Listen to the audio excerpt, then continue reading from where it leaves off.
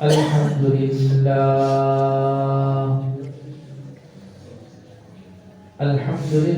نحمده ونستعينه ونستغفره ونؤمن به ونتوكل عليه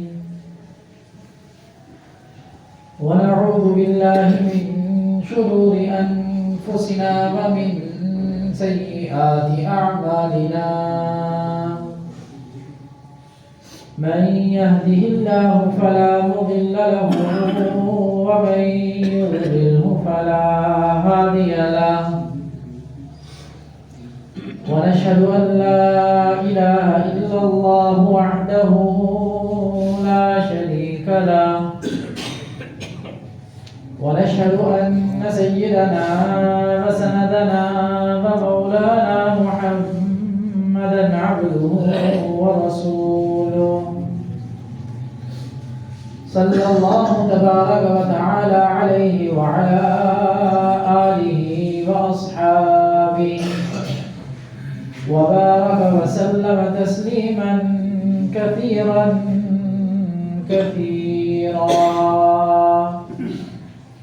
أما بعد فأعوذ بالله من الشيطان الرجيم بسم الله الرحمن الرحيم ادعوني أستجب لكم إن الذين يستكبرون عن عبادتي سيدخلون جهنم داخلين آمنت بالله صدق الله مولانا العظيم وبلغنا رسوله النبي الكريم ونحن على ذلك لمن الشاهدين والشاكرين والحمد لله رب العالمين. تمام تعریفیں رب کائنات کے لیے جس نے اس کارخانہ عالم کو وجود بخشا. درود و سلام جناب نبی کریم صلی اللہ علیہ وسلم پر جنہوں نے اس دنیا میں آ کر ہم کا بول بالا کیا. سامعین محترم، گفتگو یہ چل رہی تھی کہ فتنے بہت ہیں، فساد برپا ہوا ہے اور ان سے بچنا بھی بہت ضروری ہے. تو بچاؤ کی تدابیر کیا ہونی چاہیے؟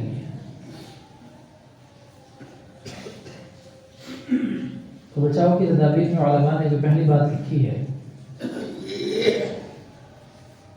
وہ یہ فرمایا کہ اللہ رب العزت کے احکامات کے اوپر اعتماد ہونا چاہیے. کہ جب اللہ رب العزت کے احکامات کے اوپر اعتماد ہوگا تو انشاءاللہ ان فتنوں سے بچنا بھی آسان ہوگا.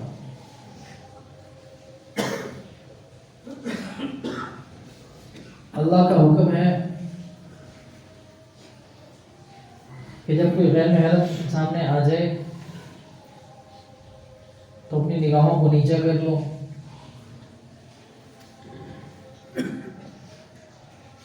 تو اس وقت انسان اپنی نگاہوں کو نیچا کر لے، کیونکہ اللہ رب العزت نے اس کے اوپر بڑے انعامات رکھے ہیں. آج دنیا کے اندر جب انسان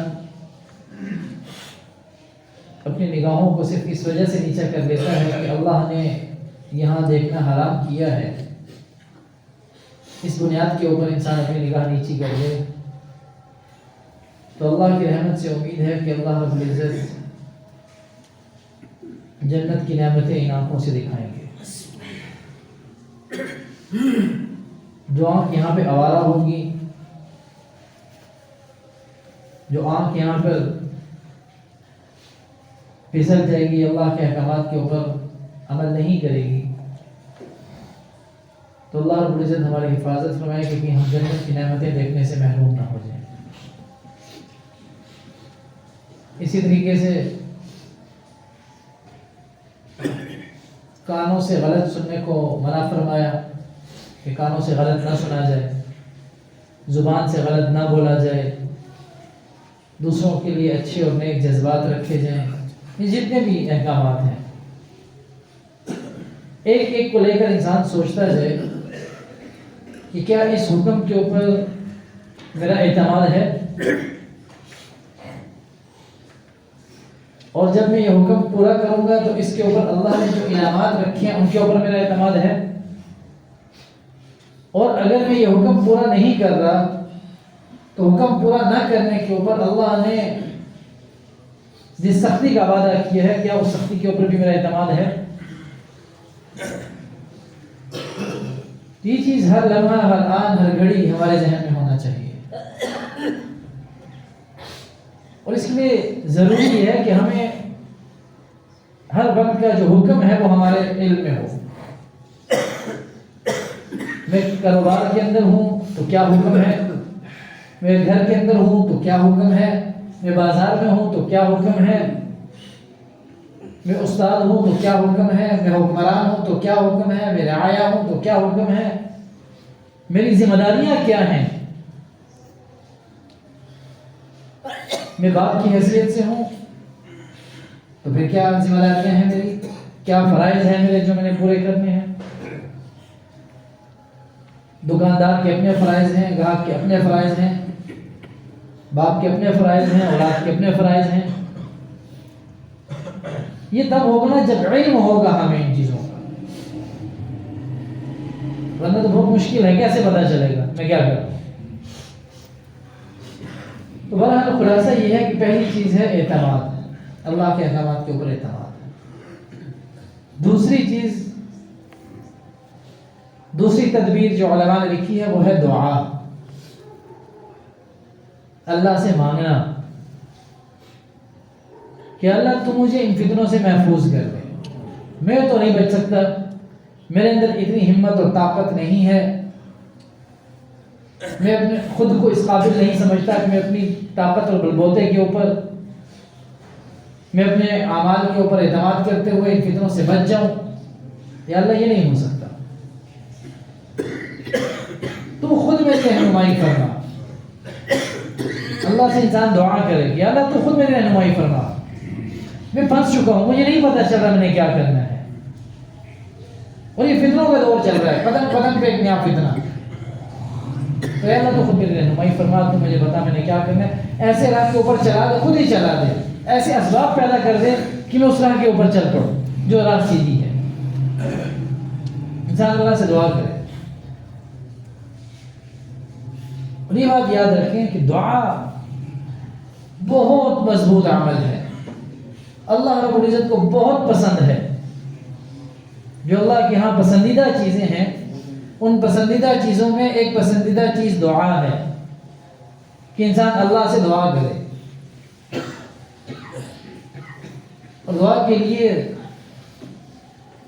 اللہ نے خود طریقہ بتایا، علماء نے اس کو لکھا ہے کہ دعا انسان کے لیے ربانہ کے لفظ کے ساتھ، اللہم، اے اللہ، اے میرے رب، جو انسان کا اللہ کے ساتھ رشتہ ہے اس رشتے کو سامنے رکھ کے دعا کرے، اس کے اندر ایک پیار اور محبت ہوتی ہے۔ جیسے باپ اپنے بیٹے کو بلائے نا تو نام لے کر بلائے، اس کے اندر وہ محبت نہیں ہوگی۔ جب وہ بیٹا کہہ کے بلائے گا، بھئی میرے بیٹے میری بات سنو، اس کے اندر ایک الگ مزہ اور پیار ہوگا، بیٹا بھی بات توجہ سے سنے گا۔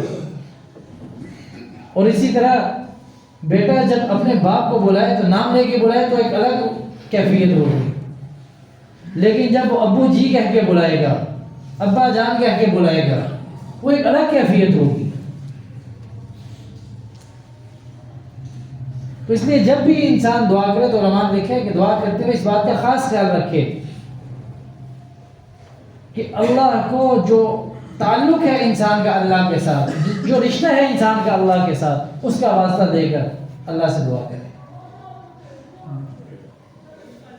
اب یہ بیٹا کہنا اور باپ کہنا، یہ رشتے ان لوگوں کے لیے بڑی اہمیت کے حامل ہوتے ہیں جن کا رشتہ ہوتا نہیں ہے کوئی۔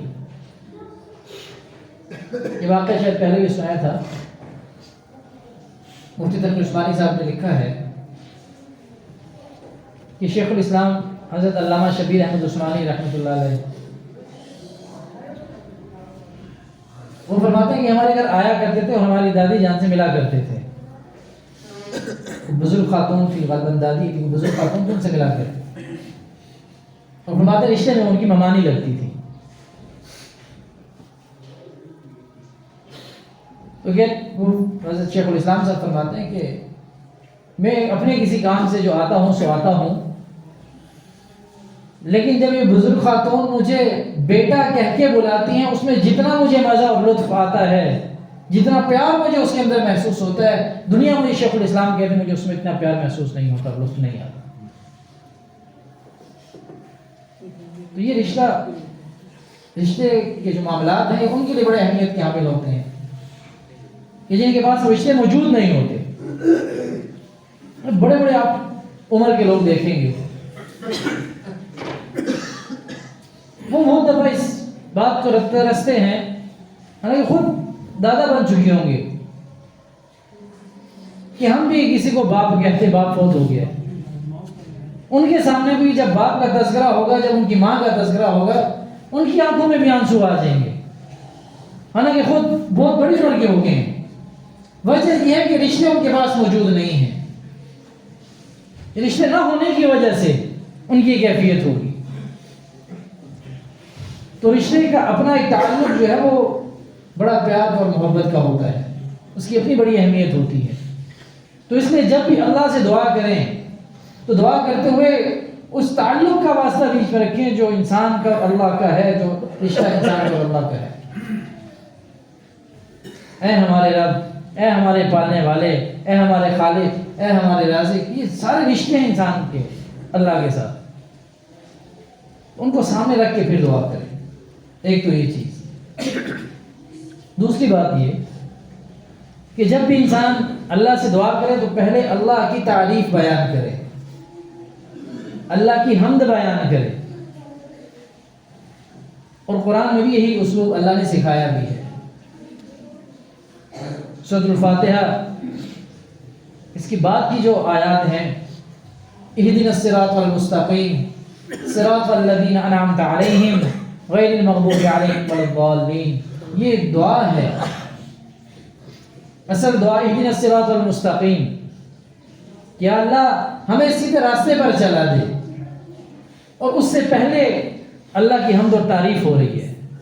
الحمدللہ رب العالمین، بھی تمام تعریفیں اللہ کے لیے ہیں جو تمام جہانوں کا پالنے والا ہے.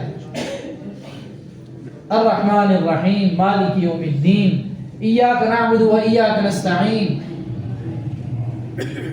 اللہ کی تعریف بیان کی جائے، اللہ کی حمد بیان کی جائے. اور یہ نہیں کہ اللہ کی تعریف بیان کر رہے ہیں، اللہ کی حمد بیان کر رہے ہیں اور یہ اس وجہ سے بیان کر رہے ہیں کہ بھئی ہم اللہ کو مکھن لگا رہے ہیں نعوذ باللہ، اس کے بعد ہم دعا کریں گے تو اللہ دعا قبول کر دے گا. بعض دفعہ لوگوں کے ذہنوں میں یہ بات آتی ہے کہ بھئی اللہ کی تعریف بیان کریں، جیسے کہ ایک عام آدمی ہے، ہم نے اس سے کام نکلوانا ہے تو پہلے اس کی تعریف کریں گے، جب ہم اس کی تعریف کریں گے اس کے بعد وہ ہمارا کام کر دے گا. تو گویا کہ اللہ کے ساتھ بھی ایسا ہی کچھ معاملہ ہے کہ ہم پہلے اللہ کی تعریف بیان کریں گے اور پھر ہم تعریف بیان کرنے کے بعد اپنا مسئلہ رکھیں گے اور پھر اللہ جو ہے وہ ہماری دعا کو قبول کرے گا. یہ ایسا ہے نہیں ہے. اللہ کی تعریف اس لیے نہیں ہے کہ ہم نے کام نکلوانا اس لیے ہم اللہ کی تعریف بیان کر رہے ہیں. یہ نقطہ سمجھنے والا ہے. ہم اللہ کی تعریف اس لیے بیان کر رہے ہیں کہ جب ہم اپنا مسئلہ اللہ کے سامنے رکھیں گے تو ہم ناشکری میں نہ آ جائیں. فرض کریں کہ انسان کو صحت نہیں ہے، وہ صحت کی دعا کر رہا ہے کہ اللہ مجھے صحت ہو جائے، تو اللہ نے باقی جو نعمتیں اس کو عطا کی ہیں اس کی کوئی ناقدری نہ ہو جائے، اس لیے وہ اس سے پہلے اللہ کی تعریف بیان کر رہا ہے. اس کے سر میں درد ہے، آنکھیں تو اس کی الحمدللہ ٹھیک ہیں، عرصے سے دیکھ رہا ہے، کان اس کے ٹھیک ہیں، وہ ایک عرصے سے ان کو استعمال کر رہا ہے، ہاتھ ہے، پاؤں ہیں، دل، دماغ، سوچ، فکر، ہر چیز اس کی ٹھیک ہے، سر میں درد ہے. تو کہیں ایسا نہ ہو کہ دعا شروع کر دے اللہ جی میرے سر میں تو بہت درد ہے اور بڑی تکلیف ہو رہی ہے، بڑا پریشان ہوں، اس کو ٹھیک کر دے، کہ یہ نہ شکری میں نہ آ جائے. کیونکہ ہم نے اتنی ڈھیر ساری نعمتیں تو تمہیں دی ہیں ان کا اظہار تو تم نے نہیں کیا، آتے ساتھ شکوہ کرنا شروع کر دیا۔ تو خود کو ناشکری سے بچانے کے لیے ہم نے پہلے اللہ کی تعریف بیان کرنی ہے، اور اللہ کو ہماری تعریف کی ضرورت بھی کوئی نہیں ہے۔ پوری دنیا مل کر، صرف انسان نہیں، جن بھی، چرند، پرند، ہر چیز مل کر، جتنی 18,000 مخلوقات اللہ نے پیدا کی ہیں، سارے مل کر اللہ کی تعریف بیان کرنا شروع کر دیں تو اللہ کی بڑائی میں ذرہ برابر بھی فرق نہیں آئے گا۔ اور ساری دنیا مل کر، ساری مخلوقات مل کر اللہ کی نافرمانی میں لگ جائیں، اس کی تعریف نہ کریں تو اللہ کی کبریائی میں ذرا برابر بھی فرق نہیں آئے گا۔ اللہ ہماری تعریف کا محتاج نہیں ہے، یہ تو ہماری احتیاج ہے، یہ تو ہماری ضرورت ہے کہ ہم نے اللہ کی تعریف کرنی ہے، کیونکہ اللہ نے کروڑ نعمتیں ہمیں عطا کی ہیں۔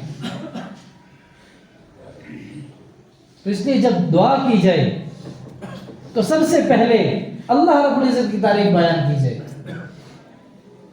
جیسے قرآن میں سکھایا گیا ہے، بتایا گیا ہے، ایک رہنمائی ہوئی ہے کہ پہلے اللہ کی تعریف بیان کریں۔ لوگ عموماً کہتے ہیں کہ ٹھیک ہے، چلتے پھرتے بھی دعا ہوتی ہے، گھومتے پھرتے بھی دعا ہوتی ہے، یہ نہیں کہ نہیں ہوتی، ہوتی ہے، بالکل ہوتی ہے، لیکن دعا کی ایک کیفیت ہوتی ہے۔ آپ نے مکمل طور پر اللہ کی طرف متوجہ ہونا ہے، اپنے آپ کو اللہ کے سامنے پیش کرنا ہے، اس کے بعد جا کے پھر آپ اللہ سے مانگیں کیا مانگنا ہے۔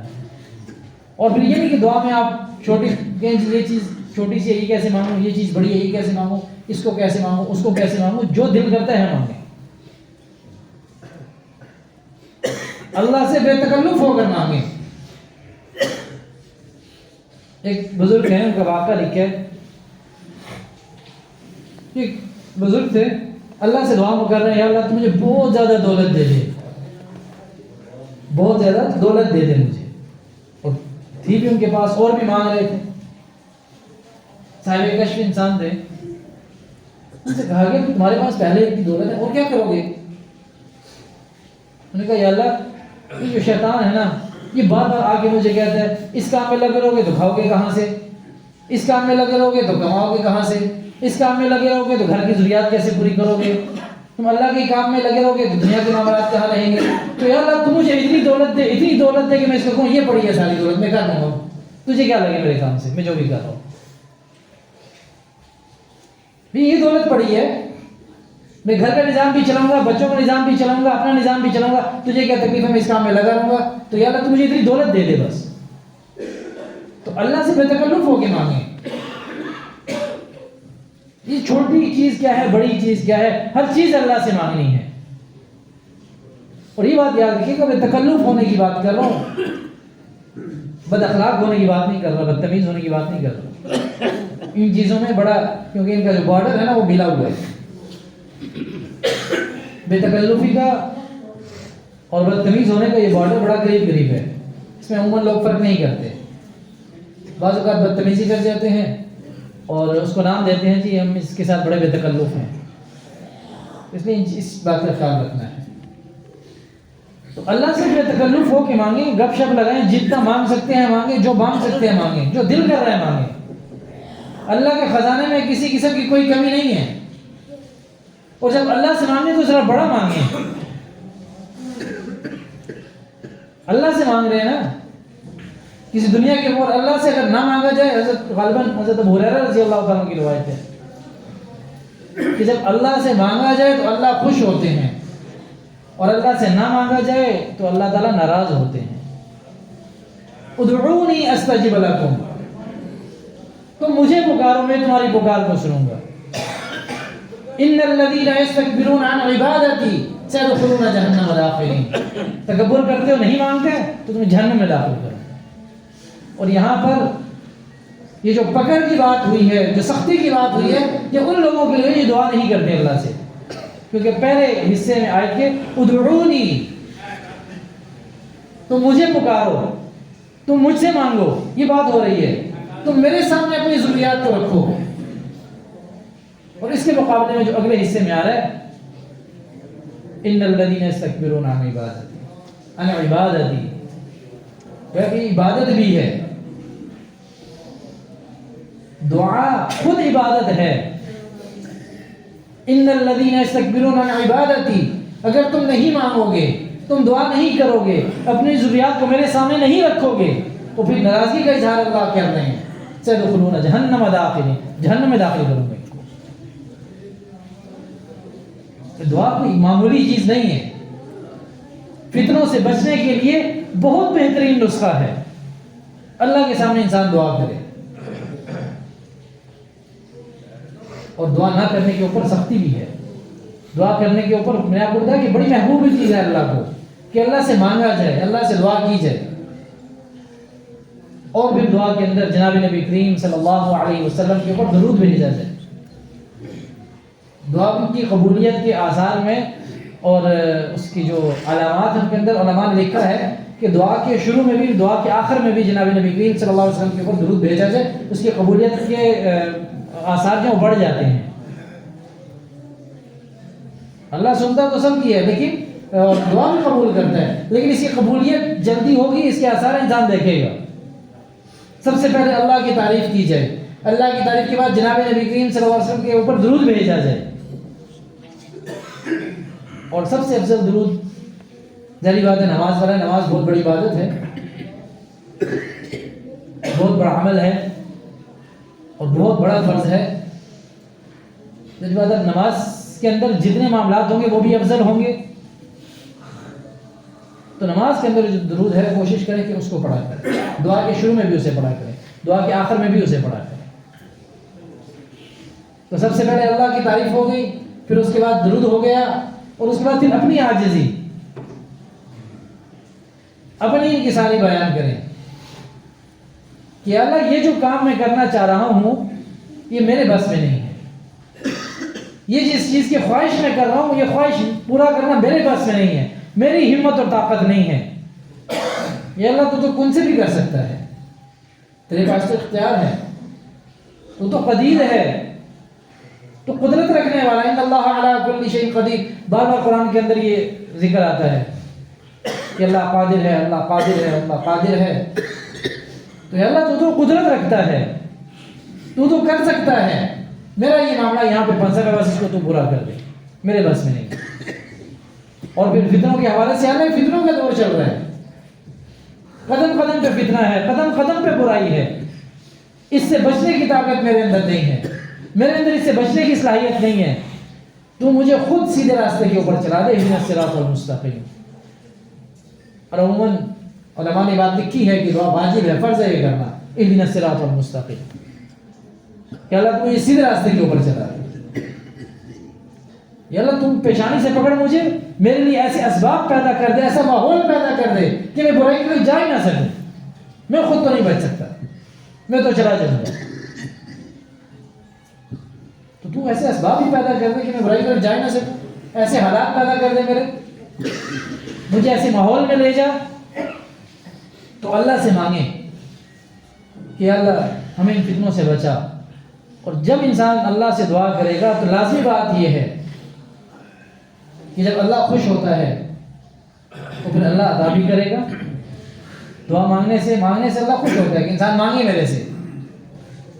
اور پھر ایک تو یہ کہ خاص میں نے عرض کیا کہ ایک خاص کیفیت ہو، ایک خاص ماحول ہو، اس میں انسان مانگے، اور اس کے علاوہ چلتے پھرتے مانگے. یا اللہ میں دکان سے سودا لینے جا رہا ہوں، اس سودے کے اندر تو برکت دے دے. دعا کرتے کرتے جائیں. یا اللہ میں ڈاکٹر کے پاس دوائی لینے جا رہا ہوں، تو اس میں میرے لیے شفا رکھ دے. یا اللہ میں اپنے آج کام سے جا رہا ہوں، میرے کام میں تو مجھے برکت دے دے. یا اللہ میں بازار جا رہا ہوں، بازار کے جتنے شرور ہیں ان سے تو مجھے محفوظ فرما لے. یا اللہ میں فلاں رشتہ دار کے ہاں جا رہا ہوں، میرے اور ان کے درمیان محبت پیدا کر دے. جو کام بھی کر رہے ہیں، چلتے پھرتے اٹھتے بیٹھتے جو کام ہو رہا ہے، ساتھ ساتھ دعا کرتے رہے. لیکن دعا کی ایک بہت اعلیٰ کیفیت وہ ہوگی کہ جب انسان اللہ کے حضور دعا کرے، الگ سے بیٹھ کے دعا کرے، تنہائی کے اندر رو کے دعا کرے، اللہ کو سامنے سمجھ کے دعا کرے، اور یہ جانے کہ اللہ میری بات کو سن رہا ہے اور اس کا جواب دے رہا ہے. اور یہ دعا اہدنا الصراط المستقیم نماز کے اندر بھی ہے، چلتے پھرتے بھی، لمبی چوڑی ہے نہیں. تو اسی تدابیر کے حوالے سے مزید گفتگو ہوگی، سنتے رہا.